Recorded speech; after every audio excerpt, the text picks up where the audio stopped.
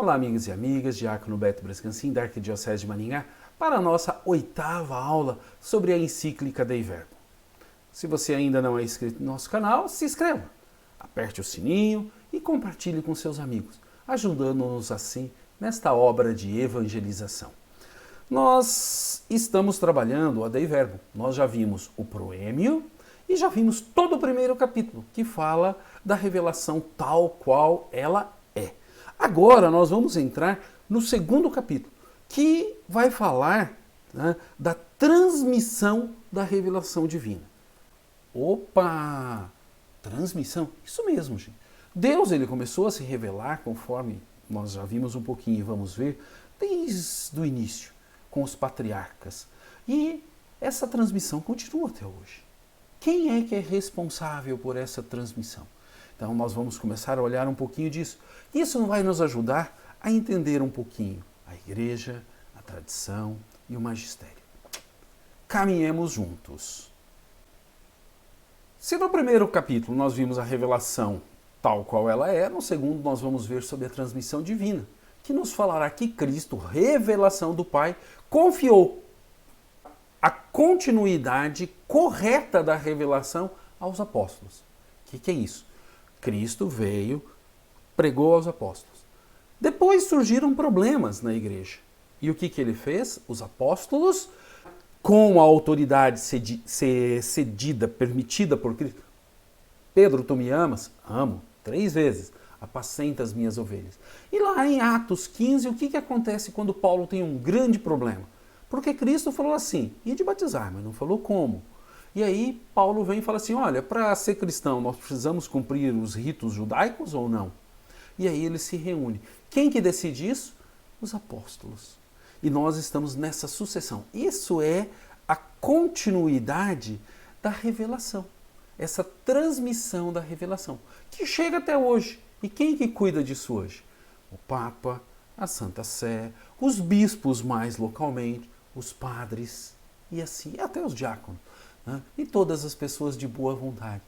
Por quê? Porque alguns entendem errado, por questão de não entender mesmo, e outros entendem errado, para lucrar com isso. Então, nós precisamos entender o que é a inspiração do Espírito Santo, e a igreja nos ajuda disso. Tá? Por quê? Porque eles colocaram uma parte escrito pela Bíblia, mas nem tudo. Para que a mensagem da salvação continuasse viva e atuante na igreja, sucederam aos apóstolos os bispos, que foram sucessores dos apóstolos e hoje são guardiões desta verdade salvífica contida na tradição oral e na Sagrada Escritura. O bispo de Roma, quem é? O nosso querido Papa. Qual? Não importa, gente. É o Papa, a figura dele, que por mais de quase 2000 anos, vem gradativamente combatendo os desvios e colocando a doutrina num caminho. Neste capítulo, nós vamos ver 2 pontos principais. A relação entre revelação e tradição, e nós vamos olhar um pouquinho o que é a tradição.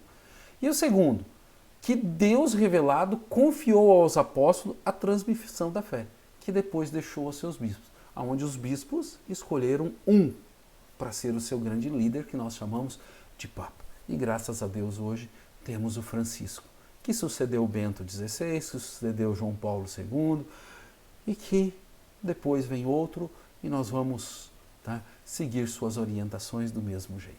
Então vamos olhar o texto na íntegra dessa primeira parte do segundo capítulo, a transmissão da revelação divina. Item 7 do segundo capítulo. Os apóstolos e seus sucessores, transmissores do Evangelho. Deus dispôs com sua benignidade que aquelas coisas que revelaram para a salvação de todos os povos permanecessem sempre íntegras e fossem transmitidas a todas as gerações.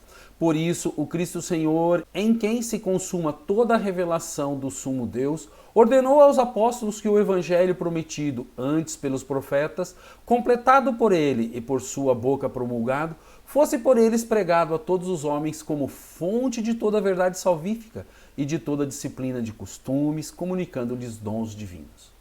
E isso foi fielmente executado tanto pelos apóstolos que na pregação oral, por exemplo, e instituições, transmitiram aquela coisa ou que receberam das palavras, da convivência e das obras de Cristo, ou aprenderam das sugestões do Espírito Santo, como também por aqueles apóstolos e varões apostólicos que, sob inspiração do mesmo Espírito Santo, puseram por escrito a mensagem da salvação. Mas para que o evangelho sempre se conservasse inalterado e vivo na igreja, os apóstolos deixaram como sucessores os bispos, a eles transmitindo o seu próprio encargo do magistério. Portanto, esta sagrada tradição e sagrada escritura de ambos testamentos são como o espelho em que a igreja peregrinante na terra contempla a Deus, de quem tudo recebe, e que até que chegue a vê-lo face a face como ele é. Uau! Gente, olha que interessante. Jesus veio, deixou algumas coisas, os apóstolos perceberam isso, aprenderam de outros, deixaram por escrito isso e falaram assim: olha, nós vamos morrer, alguém tem que continuar. Quem? A igreja? Sim, mas a igreja organizada. Senão ia ser cada um de um jeito, do jeito que a gente vê hoje. O cara fica insatisfeito, monta uma igrejinha, o outro monta uma igrejinha, o outro. E aí cada um tem uma doutrina. Não, nós buscamos ter uma única doutrina sã. Podemos ter pensamentos e interpretações diferentes? Sim, temos liberdade. Mas nós temos conceitos, que às vezes chamamos até de dogmas, dos quais nós não abrimos mão. E a igreja, ela fez exatamente isso. Né? A palavra de Deus, ela não foi para um único momento, mas para todos os homens em todos os tempos e lugares. Por isso a revelação vem numa crescente, passando por etapas até a sua plenitude em Jesus Cristo, que deve ser levado para todos os homens e mulheres pela animação do Espírito Santo. E quem é que cuida disso hoje? A igreja. Ah, eu posso fazer sozinho? Posso. Mas é melhor estar junto com a igreja, porque eu não tenho condições de estudar tudo. Eu como diácono permanente, você como cristão ou como cristã, leigo, às vezes consagrado, às vezes ordenado, não tem condições de ver tudo. Então a igreja reflete algumas coisas para a gente e nessa reflexão ela nos traz algumas coisas, né, das quais a gente fala assim, opa, é aqui o caminho. E é preferível às vezes estar junto com a igreja do que achar que está acertando sozinho. Aqui tem muito mais reflexão, aqui tem muito mais gente pensando. Por isso que depois de Cristo vieram os apóstolos, depois aos bispos, os nossos papas, e um bispo sucede ao outro. E que legal! E a gente ama cada um deles. E isso há quase 2000 anos. Gente, vamos continuar juntos nesta bonita reflexão sobre a encíclica Dei Verbum, do Concílio Vaticano II.